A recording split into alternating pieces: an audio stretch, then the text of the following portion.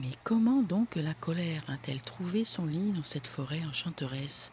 Et surtout, comment a-t-elle finalement créé de la vie et de la joie, là où elle aurait pu simplement gâcher notre journée? 2 heures à crapahuter dans la forêt tropicale de Grenade. La chaleur est moite, mais la végétation est luxuriante et une baignade magnifique dans une cascade. Et puis, retour à la réalité, après encore 1 heure de marche pour rentrer, aucun bus local n'a de place pour nous. Un taxi nous aborde, nous sommes 5, moi, un jeune couple d'amis et leurs 2 enfants. Alors, de toute façon, devant l'absence de choix, nous acceptons et nous découvrirons après coup qu'on s'est fait avoir. Entrée payante pour les enfants sur le site suivant, alors que c'était gratuit. Petite combine classique de voyage, rien de dramatique, juste désagréable. Et là, cet adorable papa part dans une colère. Je hais les taxis, tous des Et dans cet instant très banal se jouent en réalité des choses essentielles sur ce sujet de la colère. La colère, la mémoire des blessures, ce que nous en faisons. Bienvenue dans les récits de la mer, voyage méditatif. Je te partage des expériences vécues, ce qu'elles viennent éclairer en moi, et je termine par un voyage méditatif inspiré de l'instant. Alors, je suis un peu surprise par ce beau jeune homme que je trouvais juste à présent calme, père de famille, qui voyage sur son voilier. Parce que se faire avoir en voyage, c'est presque un passage obligé. C'est agaçant? Ah oui, carrément. Moi, ça m'attriste surtout plus que ça me met en colère. Les écarts de pouvoir d'achat sont tellement énormes que ça me renvoie surtout à quelque chose de plus vaste. Pour l'heure, ce grand blond viendra s'excuser.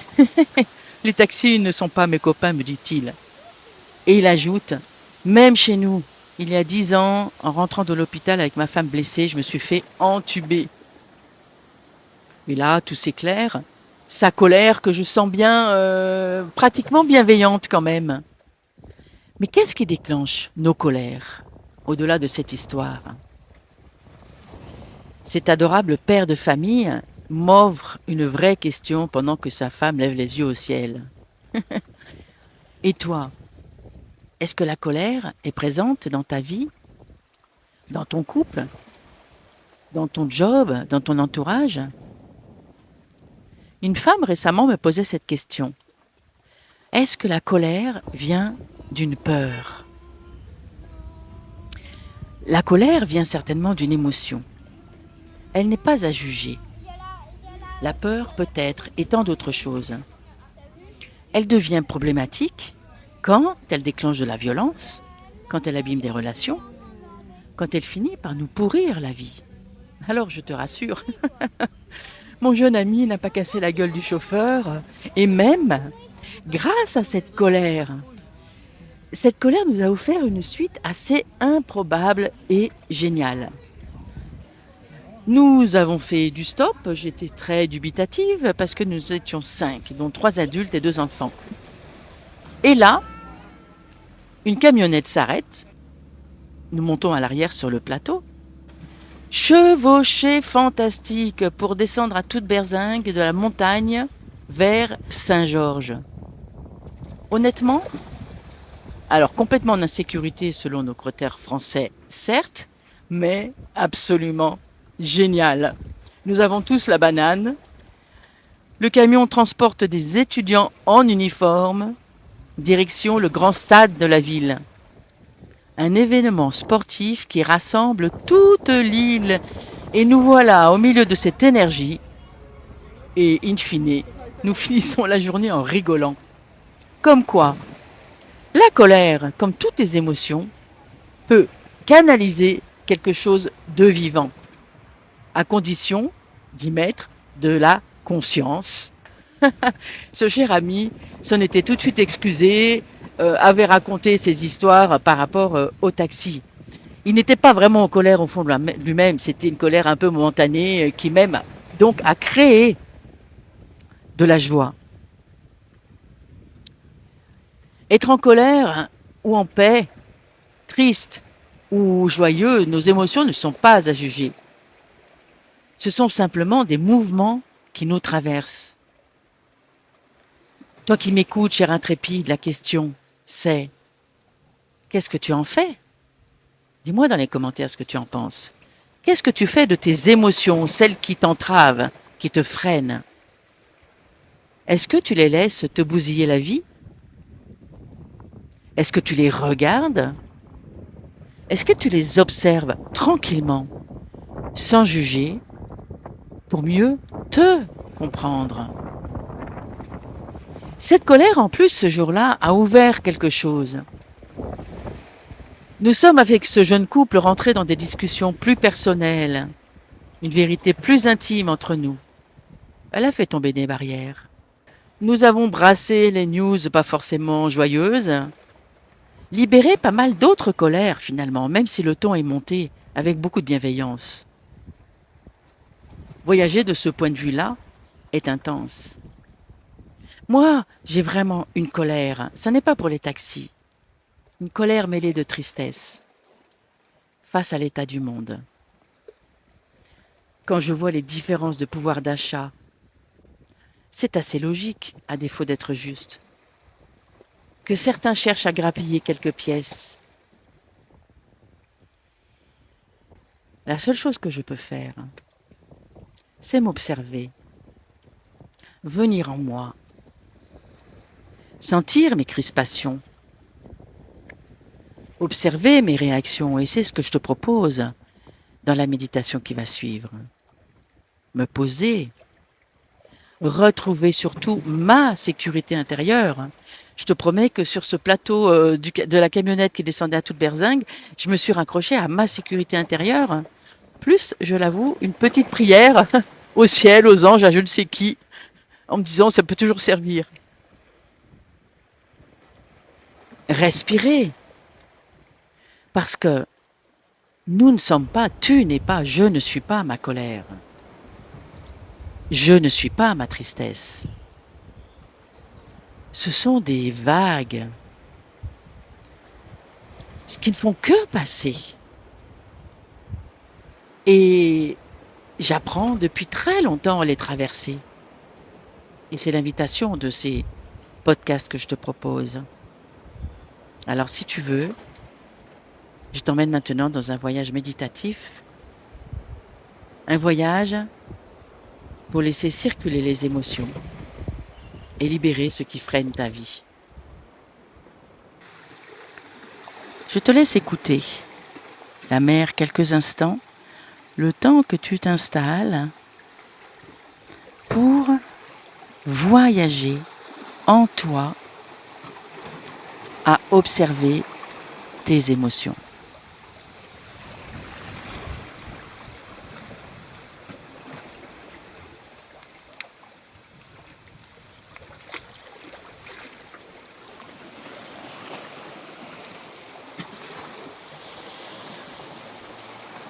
Je te propose de ne pas avoir une intention de méditer et de vivre certaines choses. Je t'invite surtout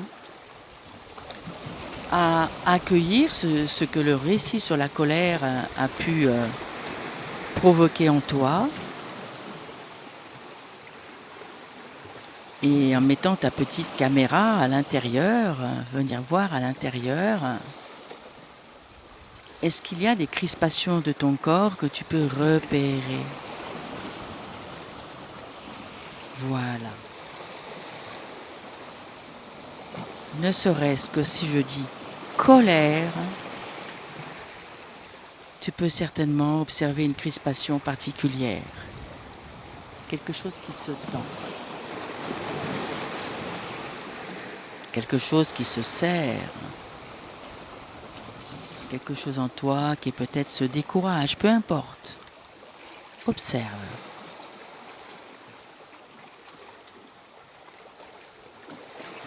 Si je dis peur,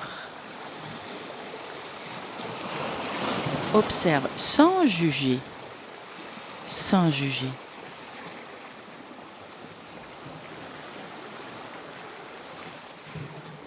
Le fait d'aller observer permet de faire remonter et surtout libérer, même si tu ne sais pas vraiment la source de ton émotion, surtout celle qui t'entrave, bien sûr, celle que tu as besoin de lâcher. Lâcher. Qu'est-ce que tu sens si je dis lâcher?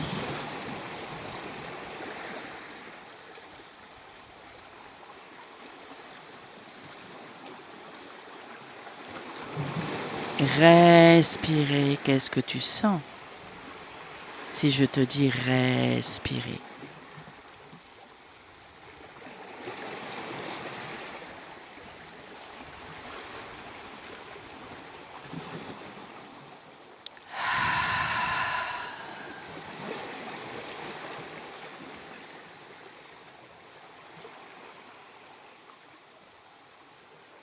Je vais arrêter de filmer la mer.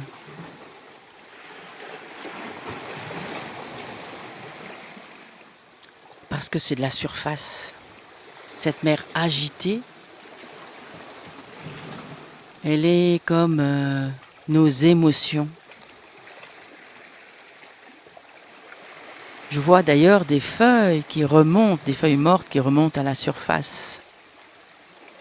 L'invitation d'aller observer en toi avec ta caméra intérieure, ça permet d'aller débusquer ces feuilles mortes, de désencombrer ton système nerveux.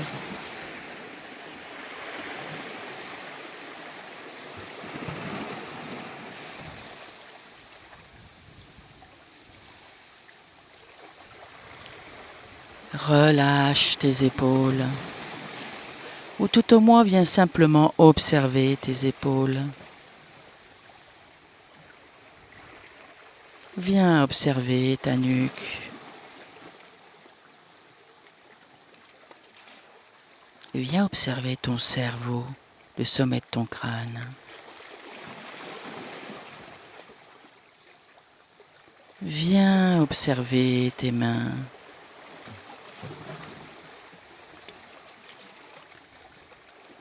Viens observer ton bassin.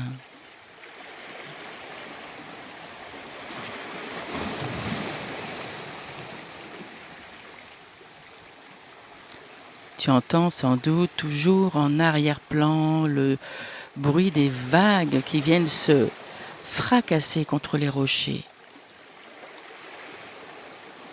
Et moi, je t'invite là à plonger avec moi dessous.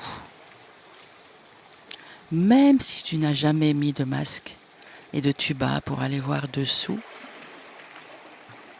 même si la mer est agitée, c'est doux. Il y a une onde qui fait bouger des immenses algues, des grandes palmes bleu ciel très clair, d'autres qui sont comme des bosquets blancs. La moindre petite palme bouge avec douceur. Quelle que soit l'agitation au-dessus, dessous, il y a simplement une onde qui fait danser les algues, les poissons.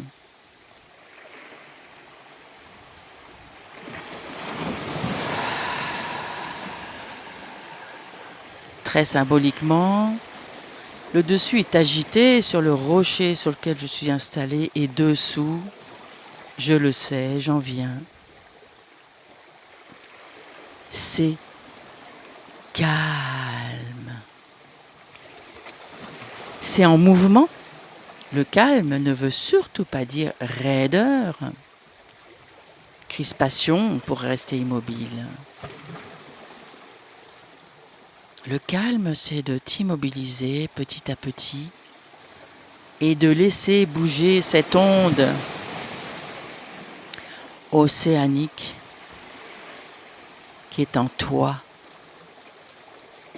Nous sommes faits de 90% d'eau. Nous avons vécu à peu près 9 mois dans l'océan amniotique. Et le calme est tellement vivant en soi. Imagine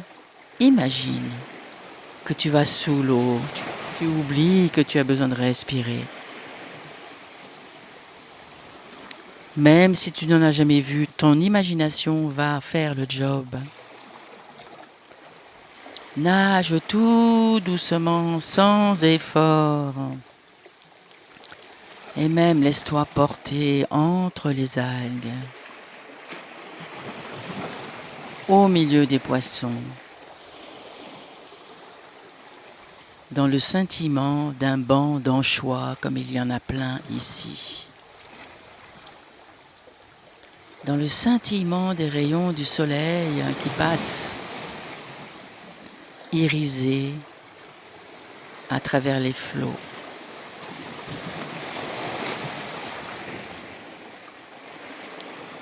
Laisse respirer ton intériorité. Relâche ton extérieur, relâche tes muscles, même si tu n'y arrives pas. C'est une intention que tu poses et reviens-y régulièrement. Relâche les tensions, les crispations. Regarde les pensées qui t'encombrent. Comme ce gros flot qui vient de se cracher sur le rocher. Et en regardant, en observant, tu vas voir, ça va lâcher. Même si c'est pas si simple, il faudra y revenir encore et encore. Tu es programmé depuis tellement d'années à ces tensions, à ces crispations, à ces colères, à ces peurs, à ces trahisons, peu importe. Et c'est en t'entraînant à voir autrement que ça va changer, te reprogrammer. Respire. Laisse-toi aller dans tes profondeurs. Le calme est en toi. Il est là, profondément, sans cesse, 24 heures sur 24, tout le long de ta vie.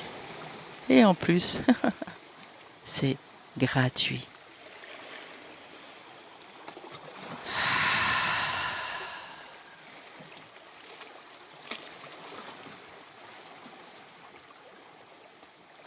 Je vais terminer là cet enregistrement. Prends le temps vraiment de réveiller ton corps. Prends soin de toi. Et à bientôt pour des nouveaux récits de la mer.